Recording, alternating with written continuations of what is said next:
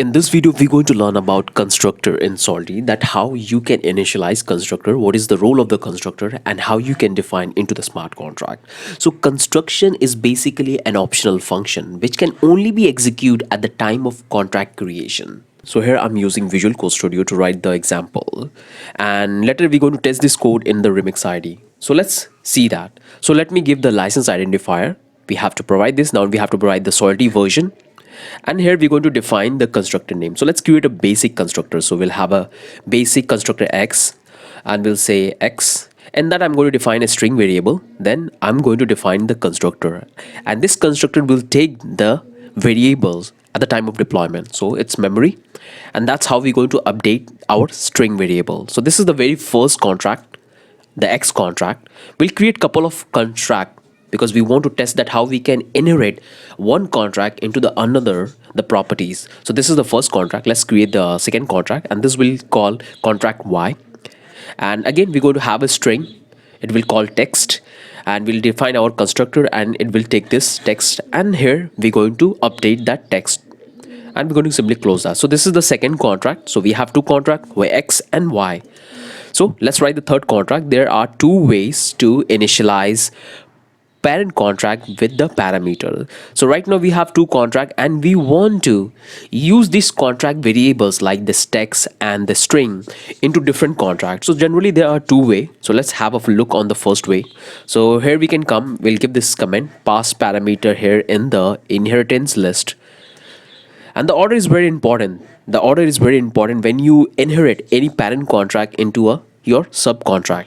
So let's define the contract, and it will call B, and here how we initializing. So we are taking the parent contract X, and we'll pass the value. So input to X, and the same thing we have to do with the Y, and here we have to simply execute that. That's the only thing you have to do if you really want to inherit the parent contract into the other contract in the children contract. Let's create another contract, and the second way we have is to define in this way. So this is what you have to do. Pass the parameter here in the constructor. So we'll say similar to the function modifier we have. So we're going to define the constructor, and it's going to be take this memory, string, and memory, and this will be our X and Y.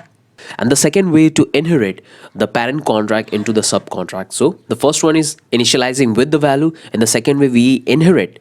So make sure there is one important things you have to keep in mind, that order is very important. So first we have defined X, the second contract we have Y, and the same order we are following here. If you build any modifier, which I have already covered in previous videos, so you have seen that this is how we define the modifiers on the constructor, and the same thing we are doing. So this is the C contract, and that's how we can inherit the parent contract. Let's give me this comment. Parent constructors are always called in the order of inheritance. So that's the only thing you have to keep in mind, that it's called in the inheritance way. The second we have to say, regardless of the order of the parent contract list in constructor of this child contract. So this is how the order is going to be like. So first we'll have the first contract, which is X. This is we'll have the second contract, which is Y, and the third contract is D, because we are inheriting X and Y in our D contract, and this is going to be our third contract. So what I'm doing here, this is the D contract we're going to create right now, and in that we're going to inherit X and Y. So let's define X and Y, and here we're going to build our constructor. We'll pass the value both for the X and Y, and that's it. That's it.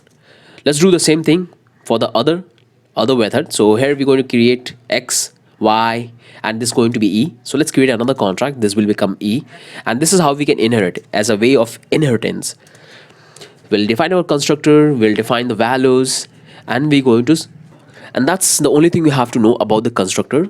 There are a couple of ways which you have to initialize constructor. There are ways that you can inherit the property of the previous contract into the main contract. So that's the things we have to keep in mind. You can see this is the first, second, and this is the two methods to update the contracts, and that's it. So now let's take this code to the Remix ID and let's test this out, that is it really working.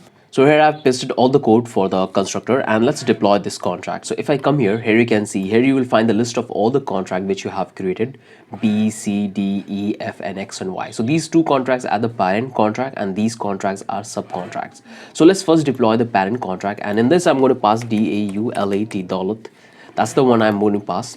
And here you can see we have this one, and if I call this, you will have this dollar, and right now we don't have any balance into this contract, so you can see it's empty. Now let's come here, go to this Y contract, and in that I'm going to type SHOAIB Schwab, my little angel, and I will click on deploy. And here we have the second contract which is got deployed, and this is the contract we have, the first one. If I call this, it's dollar, not this one, and this is the one we have. If I call, you can see I got this two contract. Now what I want to do is, so these two contracts we have deployed, and now we have to inherit these property into this X. So B contract, sorry. So let's come here and we're going to deploy this contract B. And what I can do is, I'll simply close this out and let's deploy the contract. So here I have deployed the contract, and this is the B contract. If I open this, here you can see I got this two name. One I've got text, and this one is M, name. So if I click on this, I'll get this X because that's the variables I have defined. And this contract is totally this contract which you have taken. Like here we are trying to inherit this contract in the B. You can easily able to modify the data. You can see we are modifying the data by passing the values like this. Do the same thing for the Y. You can see that we have initialized that. So that's the B contract. Now let's deploy this contract C1. Let's click on this and we'll deploy that.